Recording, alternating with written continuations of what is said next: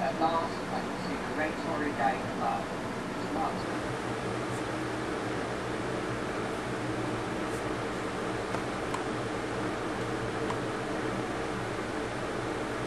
So the first card for this reading was the Queen of Wands, and then we had 9 new cards that we drew using the numbers that you gave me, and so they're kind of drawn in a random fashion. I made sure the deck was thoroughly shuffled. They were drawn in a random fashion, and they're based upon, you know, the numbers that you provided. So the first card that you drew. So the first card that we have here is the Page of Cups. So the Page of Cups, that would be again, we're going back to the man-woman thing, with you being the woman here represented as a queen, and your boyfriend is now the Page of Cups, and or it could be the messenger. It could be a messenger bringing news of love. It can also be read that way.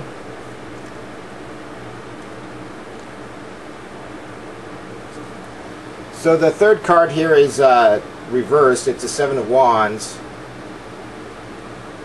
So for this deck, I'm using the reversals, and so what we have here is a card that means confusion, feeling vulnerable, and being defenseless. This is in the obvious or apparent part of the question, and you know that's a valid feeling, I suppose.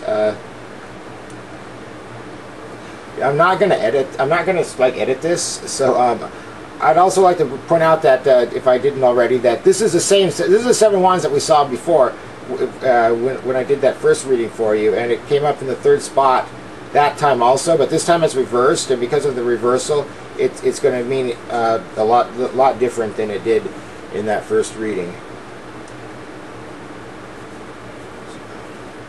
Okay, so now here's like, oh. There's one other thing I'd like to point out, is that in the first reading we did, where we had the King of Cups as the first card, there was a wand in the 3rd position there also. So I would say that the likelihood of that card being valid for the question is very high, because we got 2 wands there.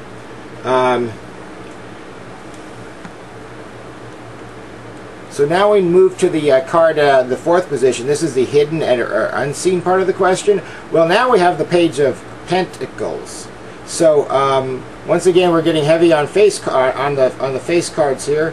But now we have the Page of Pentacles. Well, for the first reading, it was the Queen of Pentacles. So I would say that the part about the earthy part of this, the part about the hidden nature of it being about maybe money or possessions or work, that's probably valid.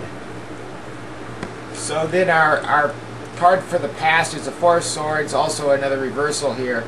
The 4 of Swords is generally a card of inactivity, of rest, but the reversal makes it mean chaos and disharmony. So this is the card. Represents your past, or the point where you're coming out of for the question.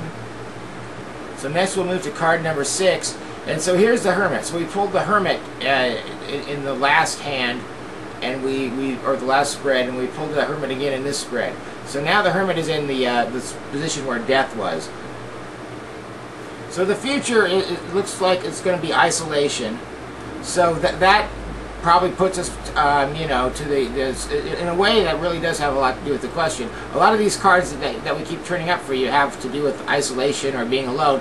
But the Hermit also means, requesting guidance or a higher learning or higher nature in the future.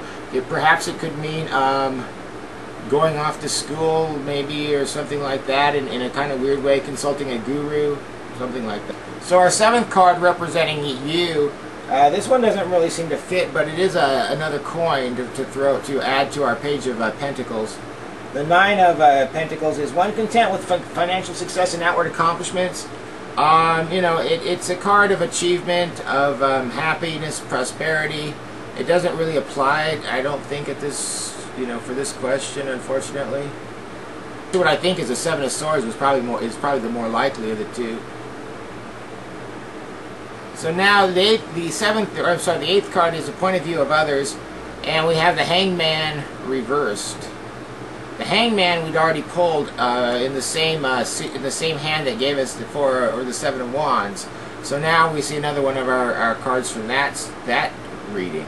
So the next card, did I explain this? The Hangman reversed. So the Hangman reversed, this is the point of view of others, would mean one who is bound by convention or faithless.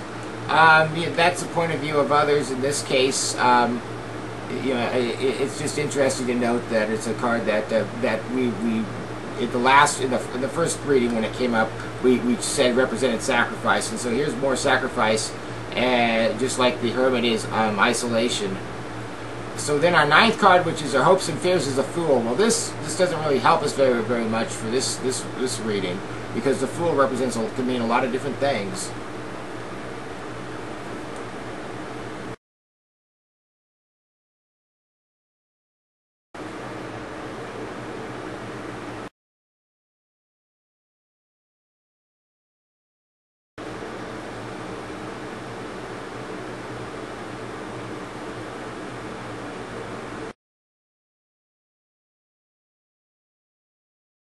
So the Fool has hopes and fears.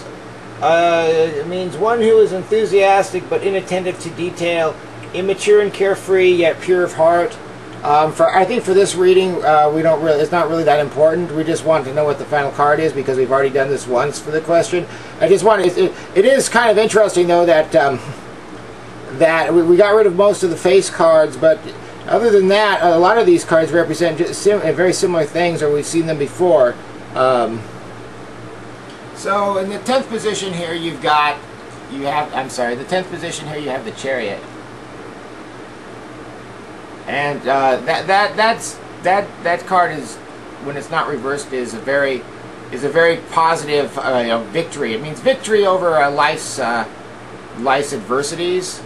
It also is a card that has a dual force. Generally, it's represented as somebody who's being pulled by two horses. So the polarity, or the two opposing energies of the Chariot would likely represent cards number 1 and cards number 2, the Queen of Wands and the Page of Cups.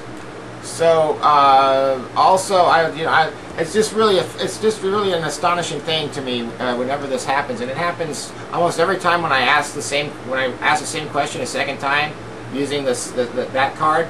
I get very similar answers. So the cards that we had the Knight of Wands in the 4th position before. We had the Queen of Coins in this position before. We had the Queen of Swords here. We had the Queen of Wands there.